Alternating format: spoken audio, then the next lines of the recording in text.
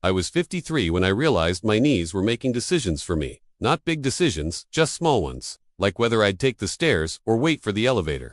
Whether I'd kneel down to tie my grandson's shoe or ask him to climb onto the couch instead.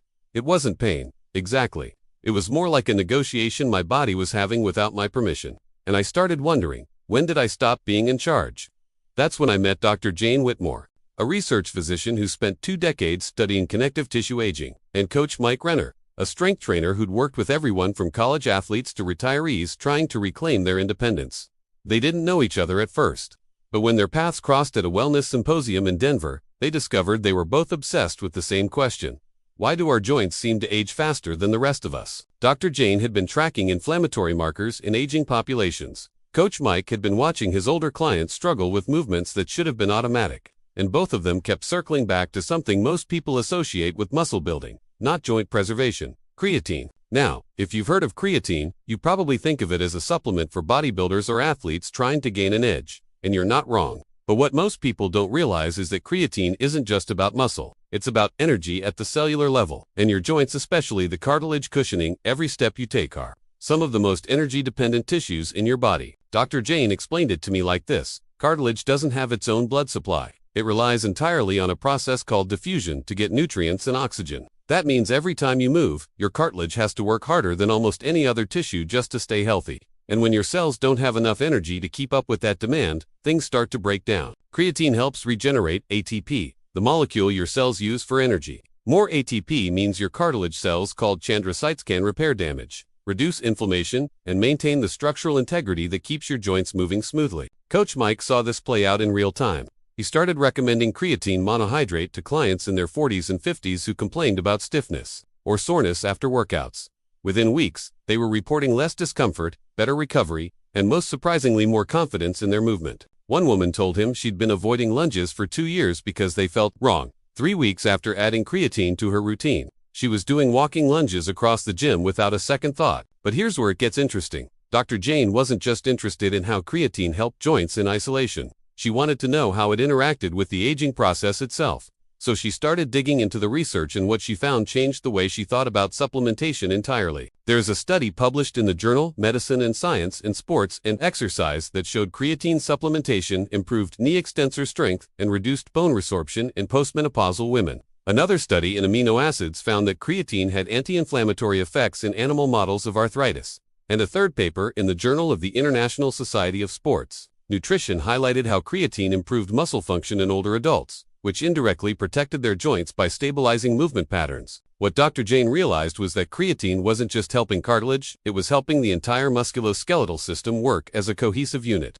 Stronger muscles meant better joint alignment. Better joint alignment meant less wear and tear. Less wear and tear meant less inflammation. And less inflammation meant more energy for repair. It was a cycle, but a positive one. Coach Mike started integrating this into his training philosophy. He'd have clients take creatine consistently, pair it with low-impact strength work, and focus on movement quality over intensity. The results were undeniable. People who'd been told they just had to live with joint discomfort were moving pain-free for the first time in years, but neither of them wanted to oversell it. This wasn't a miracle cure. It was a tool, one piece of a larger strategy that included smart training, proper recovery, and a willingness to listen to your body. Dr. Jane was careful to remind people that creatine isn't a medical treatment. It's a supplement that supports normal cellular function. If you have a diagnosed joint condition, you need to work with a healthcare provider. But for people dealing with the everyday wear and tear of aging, creatine offered something most supplements don't: measurable, functional improvement. I decided to try it myself, not because I was desperate, but because I was curious, and because I wanted to feel like I was doing something proactive instead of just waiting for things to get worse. I started with 5 grams of creatine monohydrate every morning, mixed into my coffee. No loading phase, no complicated protocol, just consistent, daily use. The first week, I didn't notice much, maybe a little less stiffness when I got out of bed, but nothing dramatic. By the second week, I realized I was taking the stairs without thinking about it. By the third week, I was kneeling down to garden without that split-second hesitation I'd gotten used to. And by the fourth week, I felt like I'd reclaimed something I didn't even know I'd lost: the freedom to move without negotiating with my body first. What surprised me most was not just how creatine monohydrate improved my experience with joint mobility, but how everything started to feel different once I switched to the right method. I wasn't expecting such a clear change, and honestly, I tested it more than a few times before I figured out what really worked. This isn't a promotion or endorsement, just sharing real results that made a noticeable difference for me.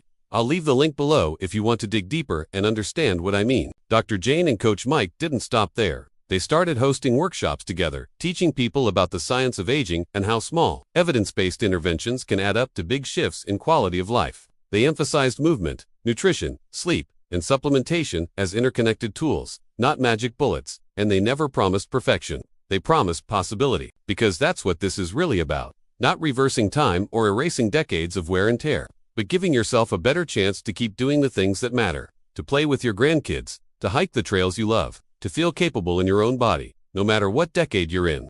The science is there, the strategies are proven, and the choice is yours. If you found this story helpful, leave a comment and let me know what resonated. If you want to dive deeper into the research, I'll link some studies below. And if you're curious about what's worked for others, this community is full of people experimenting, learning, and sharing what they discover. You don't have to accept decline as inevitable. You just have to decide you're worth the effort. Tell us which country or city you're watching from. See you in the next video. Bye.